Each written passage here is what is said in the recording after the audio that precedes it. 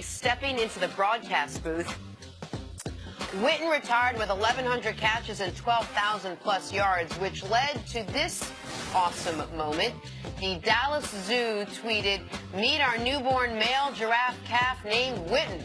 We're paying tribute to one of the best tight ends in history at Jason Witten by naming our baby giraffe after the legendary retired Dallas Cowboys player. Cece, how many kids in Minnesota you got named after you? Oh, there's a bunch of kids. But they didn't know how good I was going to be, because the kids right now, I'm not going to get into their age, but they first started off with their pets. There was a lot of pets named Carter. And then I got real good. They started naming the kids. Yeah, there's a bunch of kids that are now with the name Carter. And a giraffe's a good animal I've named after you. Real long life expectancy. People excited to see that animal at the zoo. It's always a lead attraction. That's a cool thing. I like that. Yeah. Little giraffe. Who do you think can run the 40 faster?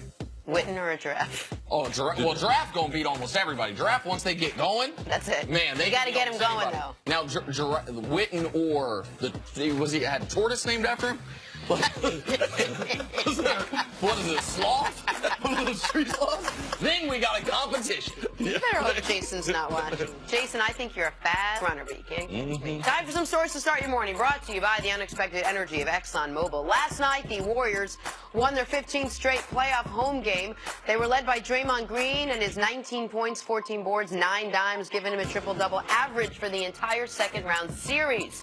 Nick, how impressive has Draymond Green been, and how impressive was he last night? He was great last night. He was great this entire series. This is the player that once upon a time, before they got Kevin Durant, I thought was the most important player on their team. He's the heartbeat of their team, and he has kept them even-keeled throughout this season and throughout this playoff run. He deserves all the credit in the world. And he's one of the few players on the Warriors that can't afford to take a night off. Like, he can't afford his defense to take a night off. You can't afford his rebound to take a night off. And the overall intensity that he brings, based on the personality of the three superstars, Draymond, and that edge he brings is critical.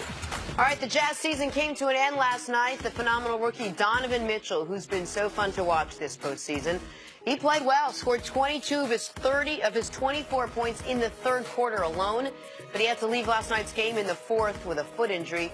CC, what do you make of the real Rookie of the Year's performance this postseason? Oh, he's a special player. And Utah has always been a special organization. I just hope they can put some talent around them to be able to support it. We know the teams in the West we talk about all the time, the Spurs, the Rockets, the Warriors. How do they become part of the normal storyline in the West? Get the kid some help, because he is definitely what they call a show-enough star. And a great story in yesterday's Washington Post about the workout they did with Donovan Mitchell. They had the 24th pick. They were so awed by him in the workout. The GM told everyone that was at the workout, if it leaks out how good he was, everyone's fired. You're all fired. They then trade up to get him. He was spectacular. 24 points a game in the playoffs? Come on. All right, Toronto was eliminated from the playoffs on Monday thanks to LeBron and the Cavs. Kyle Lowry came out and said that, quote, "For me, it was championship or bust. That's what I feel, so a wasted year for me." Nick, you agree with Lowry that this was indeed a wasted year from Toronto? Yes, but not because they didn't win the championship, because of who they lost to, the round in which they lost, and how they lost. Yes. Had they beaten Cleveland and lost in the conference finals, it wouldn't feel like a wasted year. Had they gotten to the conference finals and played Cleveland there and lost in 7, it wouldn't felt like a wasted year. But to lose your 10th straight playoff game to the Cavs, lose in this fashion, and to probably have to remove one of the big pieces of the team, yeah, it's a wasted year. I'm with him. It's a wasted year. I remember our 98 year. We led the NFL, broke the NFL, was a scoring record, 15-1, Randy Moss, all that. That was really championship aspiration. When we didn't get there, it was a wasted year. I never had that opportunity like that, playing at home with home court advantage. Then with the second best record in the NBA, it is a wasted season. All right, moving on to the Cavs.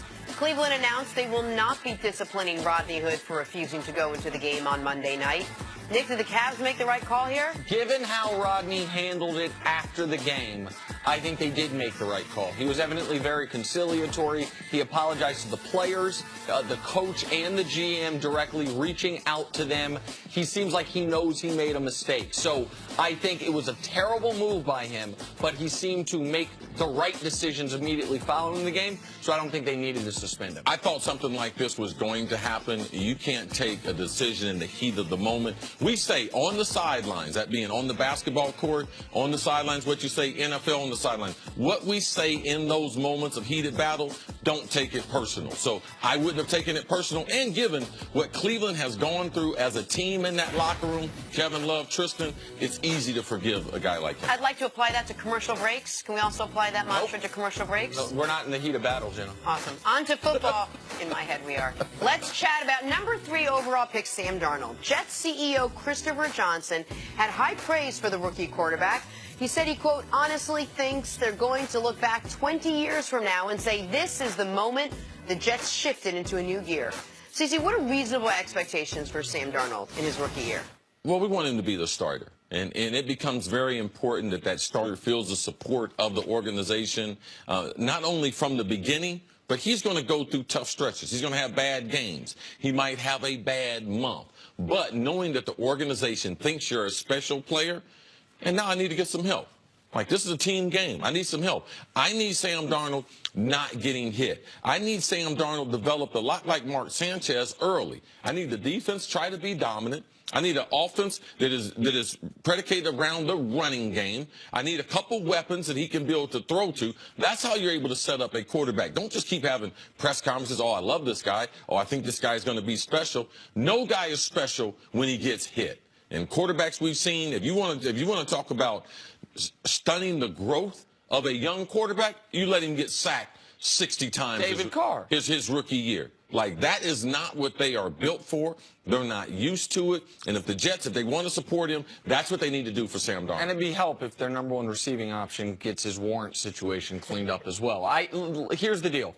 I think year 1, what's fair expectations? Start at least half the games and stay healthy.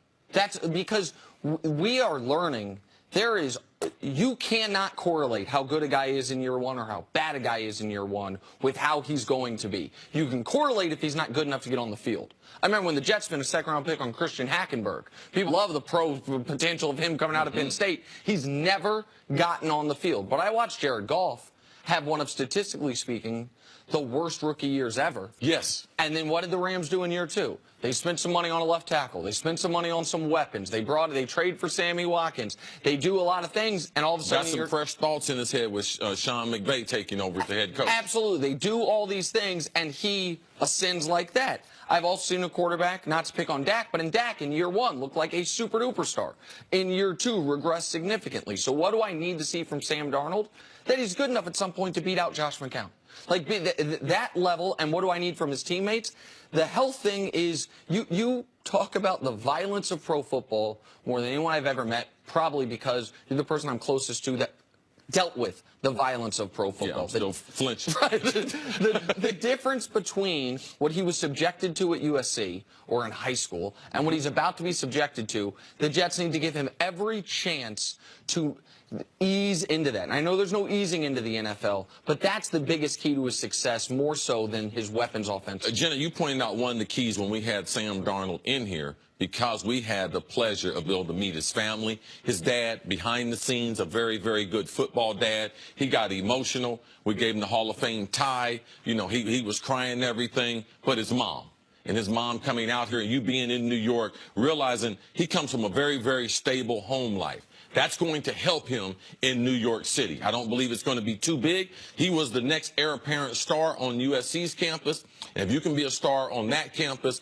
I believe the transition to New York and the Jets and him having that stable family around him will help him out. 2 things, strong mom and an offensive line. Nothing can go wrong, right? The other team in New York, the Giants, fact, they weren't very